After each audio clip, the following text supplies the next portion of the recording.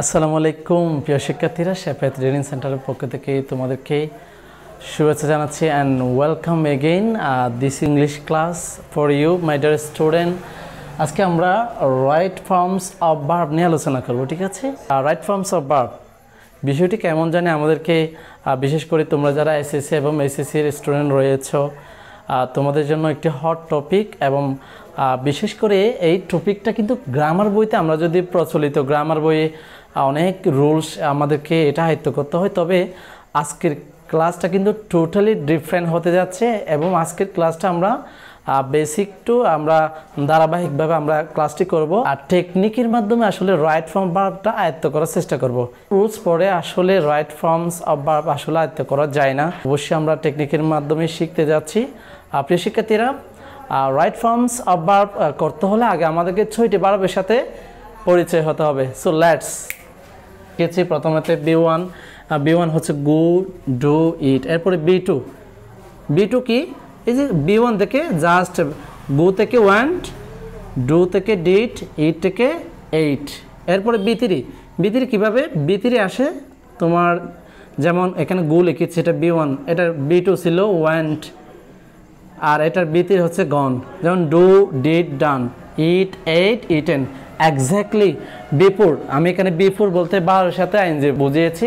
আর তোমরা এটাকে পার্টিসিপল, অবশ্যই জেরান বা পার্টিসিপল যে কোনো কিছু বলতে পারো, ঠিক আছে? এখানে যেমন জাস্ট বি1 এর সাথে আইএনজি, যেমন গোইন, ডুইন, ইটিন। আরেকটি চিকন কথা এখানে আমি তোমাদেরকে শেয়ার করি, বিফোর কখন হয়, অর্থাৎ বিফোর বলতে এখানে আমি যেহেতু ভার্বের সাথে আইএনজিকে বুঝিয়েছি, বি1 এর সাথে ভার্বের আইএনজি যোগ হয়। যেমন বি2, বি3 সাথে কোনোদিন ভার্বের সাথে আইএনজি যোগ করা যায় না, এটা অবশ্যই চিকন কথা, অবশ্যই তোমরা নোট করে রাখবে, ঠিক আছে?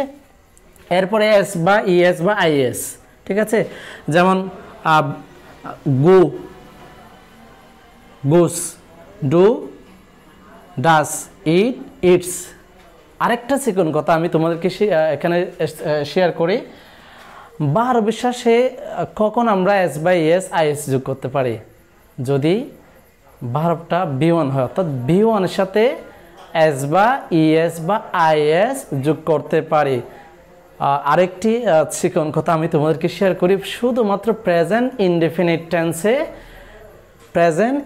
টেন্সে, অন্য কোনো টেন্সে নয়, প্রেজেন্ট ইনডেফিনিট টেন্সে ভার্বের শেষে এস বা ইএস বা আইএস বসে। আমরা এটা বসাতে পারি সাবজেক্ট যদি থার্ড পারসন সিঙ্গুলার নাম্বার হয়, ভার্বের শেষে এস বা ইএস বসে, এটা অবশ্যই আমরা জানি, ঠিক আছে? আরেকটা এখানে আমি নোট দিয়ে রাখি তোমাদেরকে, ভার্বের শেষে যখন আমরা এস বা ইএস বসিয়ে থাকি তখন ভার্বটা সিঙ্গুলার হয়ে যায়। যদিও আমরা জানি নাউনের শেষে আমরা যদি একটা এস দিই তখন নাউনটা প্লুরাল হয়ে যায়। যেমন ফ্যানের সাথে যদি আমি একটা এস দিই, যেমন ফ্যান্স হয়ে গেছে, ঠিক আছে? তখন এটা নাউনটা প্লুরাল হয়ে গেছে।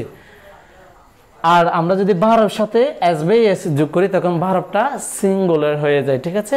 সো প্রিয় শিক্ষার্থীরা, এরপরে খুবই ইম্পর্টেন্ট যেটা আমরা 6 নম্বর এখানে লেখার চেষ্টা করেছি, 2 + B1।